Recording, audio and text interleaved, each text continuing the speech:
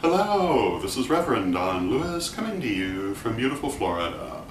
And as you may remember, last week I began a feature discussing movies that I would recommend because of their metaphysical themes, specifically movies that either, quote, get magic right, end quote, or that are simply enjoyable to watch from a metaphysical point of view. And this is in response to a question from Draconum Blade. And the first movie that I discussed was the 1932 version of The Mummy, which is one of my favorite movies of all time. Today I have another movie to discuss with you, but I have to point out that if you're one of those people who doesn't like to know things in advance about movies that you might watch, and if you have not seen this movie, you probably should not listen to this vlog because I will be talking about what would be considered to be plot spoilers. And the movie that I'm going to recommend today is The Others with Nicole Kidman.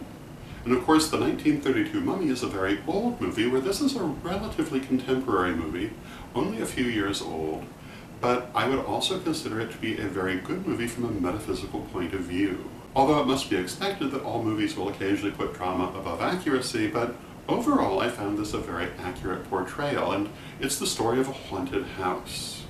And Nicole Kidman plays a young mother who moves into this house with her two children on the eve of World War II.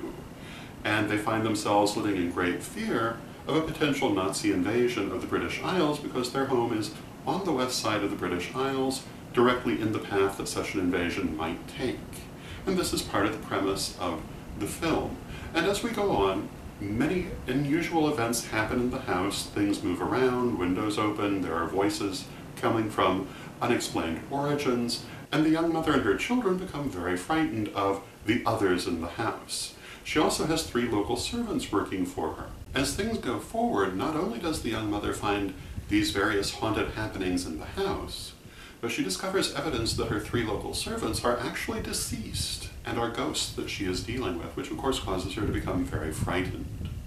And of course the gimmick of the film is that the mother herself is actually deceased. She and her 2 children had died in a murder-suicide, and they themselves are the ghosts in the house along with the servants. But what makes this a remarkable film in terms of metaphysics is it is, I think, perhaps the only film I've ever seen address the issue of a spirit that is caught between the worlds. A spirit which, because of strong emotion, is unable to go forward and to cross into the next life, and is in fact a ghost.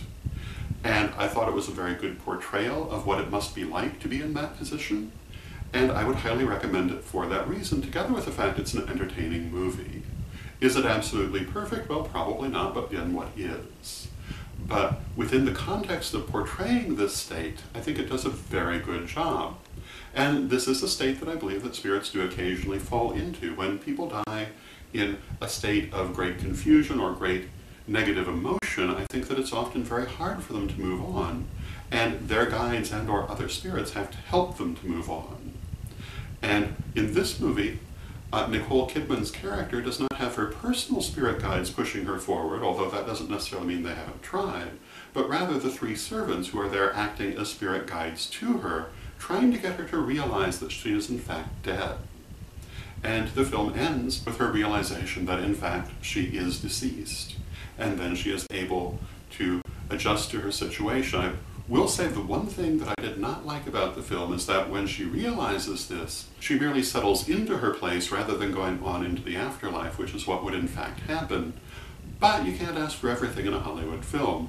Within the context of what it is, it's very good, and if you bear in mind that the realization of her state would ideally free her to go forward, otherwise it's a very accurate film in my opinion.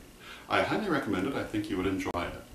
So, probably next week I'll talk about another film that I would recommend, and I hope you find this feature interesting, and until next time, may your blessed be. Pray for peace. Pray for love. Pray for stability. Pray for the nation where you live. Pray for the world. The Tarot of Hecate. My 100-card tarot deck, 30 years in the making, finally available to you from witchschoolstore.com. Check out a copy today.